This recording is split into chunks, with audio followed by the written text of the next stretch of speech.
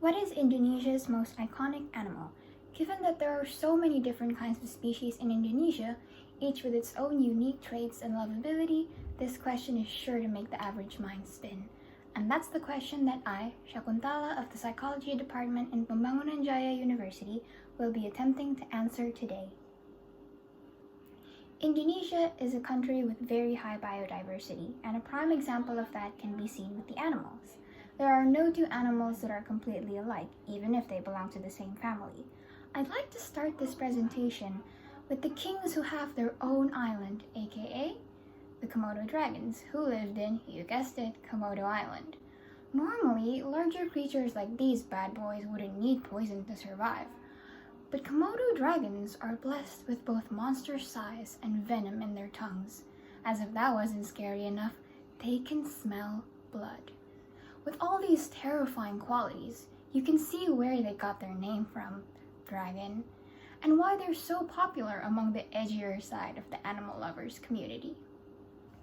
Next off, we have the adorable Sumatran tiger. Well, adorable if you're handling them as a baby, that is. If you're a careless adventurer, the adults can sneak up behind you and you wouldn't notice until it's too late. However, what a lot of people don't know about these creatures is that they're actually very shy and they generally tend to avoid people. They're the smallest subspecies among the tigers, but because of their size, they may very well be the most agile.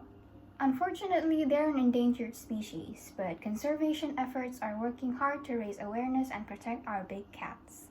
Hopefully, these baby pictures are enough to convince you that you'd never want to hurt them. Moving on from those in the ground, let's take a look at the ones who occupy the air. Indonesia's birds are some of the most beautiful in the entire world. Just look at this gorgeous cendrawasih. I mean, come on, their nickname is literally Bird of Paradise. Though a little bit of fun fact, it's actually the males who have very bright and striking feathers. And this is because they use their appearance to charm the females.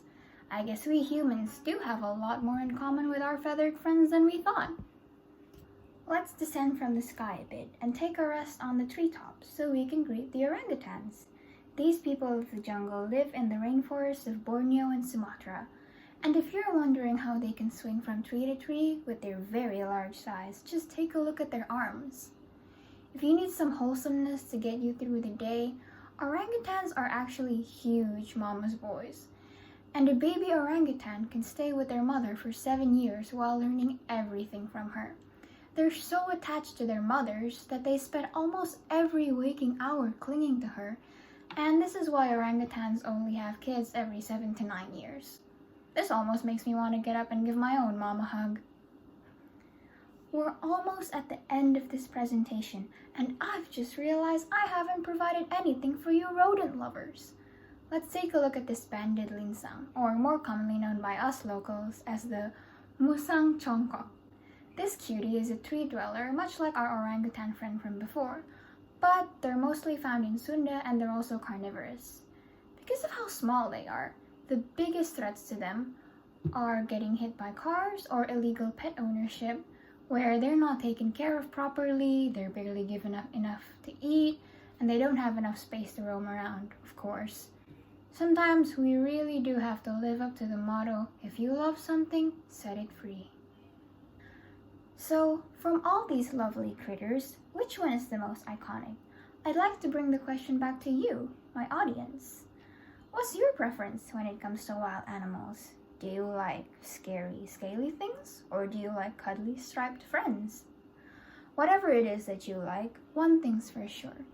These animals have been here long before us, and it would be an absolute shame if they were to go extinct because of us.